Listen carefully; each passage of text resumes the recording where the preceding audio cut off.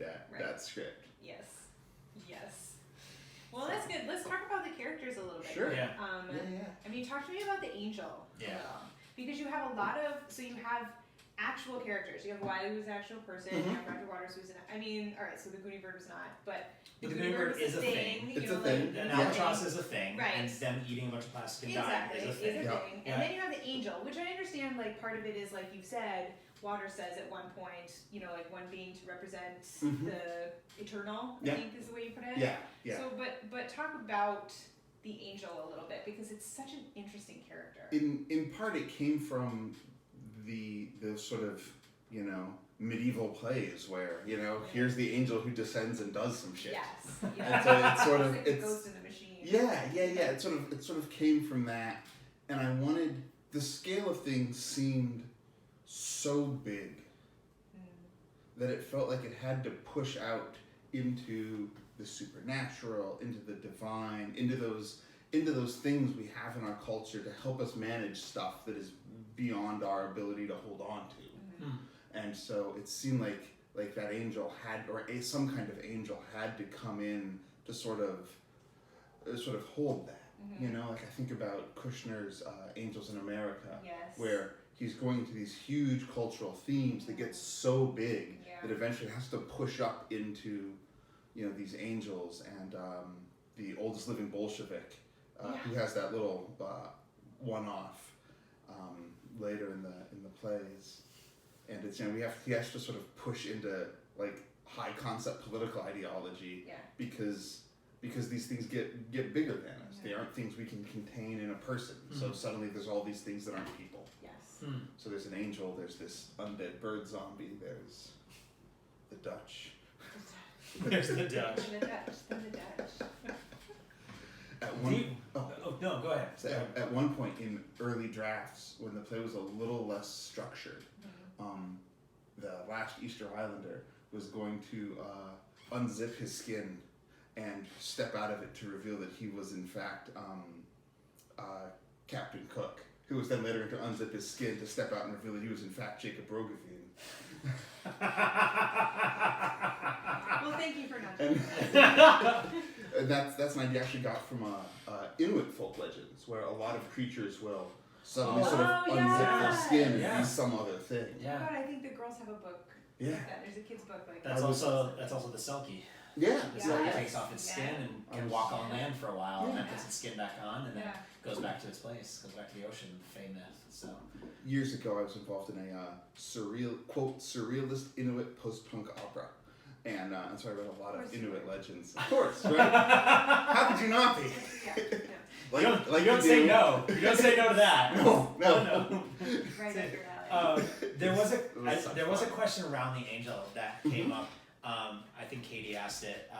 Who's playing the angel, and she and Meg might have to correct me on this, but I think she asked, does the angel know where this is all going? Is the angel aware of how this whole thing pans out, and is in some ways just moving through the motions? I think the simple answer is yes, the angel knows, but it sort of knows it in a in an abstract way. It's still having a present, visceral, emotional experience of it. It's still committed to this. It's not just sort of emotionlessly resigned to fate. Okay. Not bureaucracy. Yeah. It's not a bureaucrat. Like, it's sort of like how the dog will come over when you give it a treat, but you are still really happy to give the dog a treat. Except in this case, it's beatings. But you get the idea. Right. Yeah, for sure. We thought about perhaps getting T-shirts that say "Might Go Violence" on it. Probably gonna violence. Probably gonna violence. Yeah, whatever the stage direction is. Oh yeah. The gun of violence had us all laughing. It's probably gonna violence there. Yeah, those are great. Which actually was a really, it's one of those things that is a really important part of the structure. I'm glad you mentioned that. Yeah. Well, I really love that stage structure. Yeah, it's just super good. But it's no, I'm good. it's really an important part of the structure, because we see that the three judges in Act 1 are not as sort of ubiquitously powerful and omnipotent as they appear. Mm-hmm. Because while it doesn't boil up to a head, there's definitely a weird kind of infighting, and they are not sort of a unified, faceless.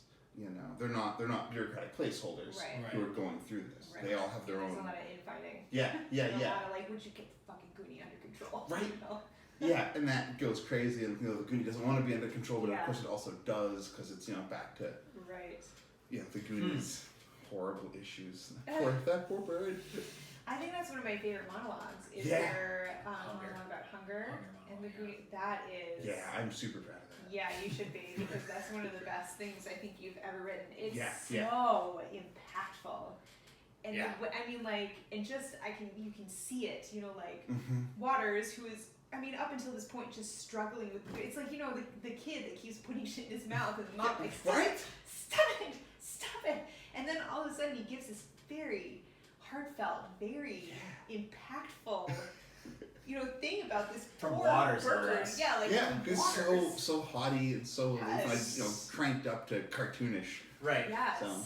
Which, that's a good segue. Yeah. I'm assuming that is why you chose Roger Waters, is to sort of push that to the next level. Yeah. Well, I'm a huge Pink Floyd fan. Yes. And we shall not speak of my yeah.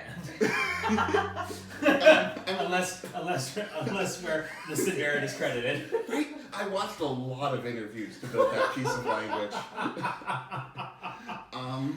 Because there's a lot of Roger Waters interviews on YouTube. Oh my god. Anyway. And so I got obsessed with Waters a little bit. Really all of them, but Waters, because he deeply means well. Yeah. And he's sort of, in some ways, I think, hindered by his own, his own personal internal world. But he probably accomplishes doing more for good than most people, just because of the amount of financial resources he has access to. Yes, but and he the doesn't amount of attention. like the ego that's there. Yeah. It's like he tries so hard to do a good thing, but he steps in it every time just because he's got such a big fat head.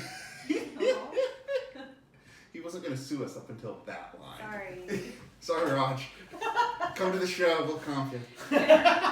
It's big fat guy. It's actually pay what you think it's worth, so all seats are free. Just show up. Bring friends. Yeah, right. Thank you, Metropolitan Regional Arts Council. Get that in there. Oh, that's funny. But I was always fascinated by him, and I first encountered him in interviews when I was in high school, and I was like, oh yeah, this guy really means well, but he's also sort of struggling to just get sort of past who he is. Yeah. And so as I was looking around for different characters to come into this show, he very quickly came onto that list as somebody who's really actively, fighting the good fight. Right. But who isn't quite like, Gandhi or somebody. Yeah. Which gets a little too simple, because we have sort of grand iconic Gandhi and then real world Gandhi. Yeah. And it's harder to play with. But Waters isn't known enough or thoroughly enough to sort of for people to have that. Like had I used John Lennon, he mixed the John Lennon crowd. Yeah. Right. I didn't realize how much the two of them knew each other until after I wrote that. Oh. But it turns out that Pink Floyd is recording Piper at the Gates of Dawn in Abbey Road, Studio 3, while the Beatles are recording Sgt. Pepper's at Abbey Road Studio 4 next door. Oh, that's funny. Wow. Yeah. Whoa. Right. Can you imagine working at Abbey Road Studios then? Right, or just watching John Lennon and Roger Waters have a cigarette in the hallway. Yeah, right. That might be a 10-minute play someday. Nice. It's just the intermission actually for the show. You walk out and it's just John Lennon out there and Roger Waters having a cigarette. But yeah, Waters sort of fit the bill well. He's known enough that people could be like, all right, I've heard of this person. Yeah. But he's not so well known that like John Lennon, where he's got or Gandhi, where they have this sort of massive cultural status. Yeah. Yeah. Right. Yep. Yeah. And And he's still a rock star first and Yeah. foremost. Yeah, That's yeah. kind of the thing that's so interesting. He's not like, yes, he's done a lot of good. Yes, he played Live Aid. Like, but he's a rock star. Yeah. Like first and foremost. Yeah. Like, so I like that. I like that description too of that he's, because that reflects more, I think, of a normal person in some ways. Mhm. Because like we were talking about, like I want to do good, Right.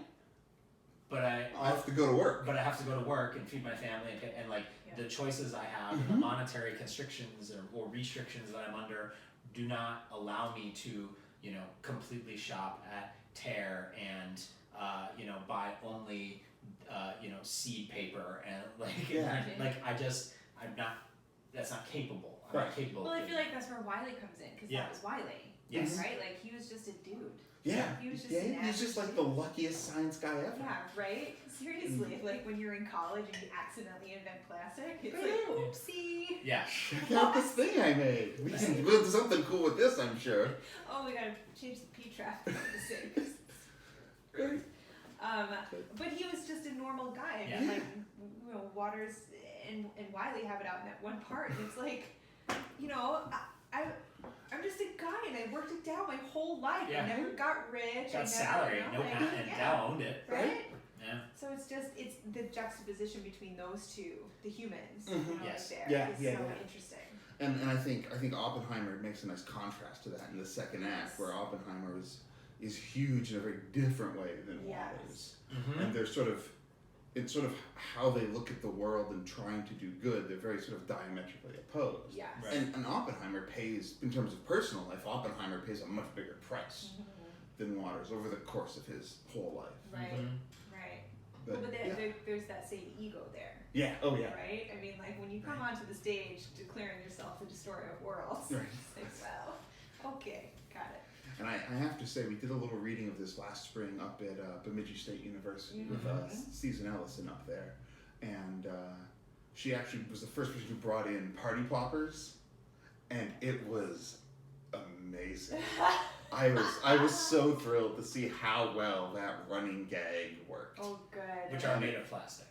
Right. Well,